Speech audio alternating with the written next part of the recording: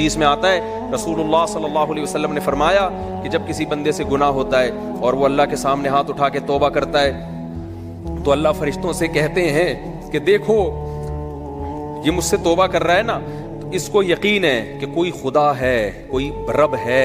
جو اس کے گناہ پہ سزا بھی دے سکتا ہے اور معاف بھی۔ حالانکہ بھی اللہ نے سزا دی نہیں ہے، کوئی نظر بھی نہیں آ رہی سزا اس کو یقین ہے کہ میرا کوئی رب ہے جو اس گناہ پہ سزا بھی دے سکتا ہے اور معاف بھی کر سکتا ہے،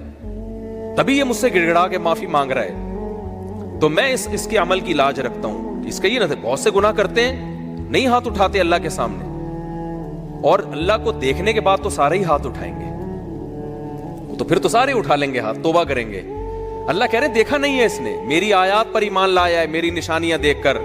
میرے پیغمبروں کی دعوت پر لبیک کہا ہے، تو اس عمل کی لاج رکھ کے میں اس کی توبہ کو قبول کروں گا۔ حدیث میں آتا ہے پھر وہ دوبارہ گناہ کرتا ہے، پھر دوبارہ اللہ کے سامنے آ کے معافی مانگتا ہے، اللہ کہتا ہے دوبارہ گناہ ہو گیا، پھر معافی مانگنا اس کی علامت ہے، اس کو یقین ہے کہ میرا کوئی رب ہے جو گناہوں پہ سزا بھی دے سکتا ہے اور جزا بھی دے سکتا ہے، معاف بھی کر سکتا ہے، تو پھر یہ معافی مانگ رہا ہے۔ نبی صلی اللہ علیہ وسلم کی حدیث کا مفہوم ہے 70 دفعہ بھی کوئی گناہ کر کے 70 دفعہ توبہ کرے گا تو اللہ اس کے اس جذبے کی لاج رکھ کر اس کے گناہ کو معاف کرے گا۔ اس کا مطلب یہ نہیں کہ آپ 70 دفعہ گناہ کریں، مقصد ایک سمجھانا ہے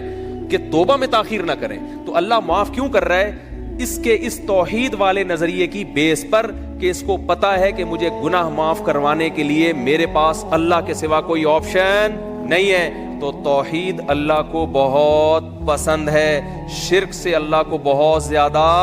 نفرت۔ تو یہ 4 شرطیں بھائی جس میں پائی جائیں گی، پھر وہ آپ عمل کرو گے تو عمل کیا کہلائے گا؟ از کالڈ اچھا۔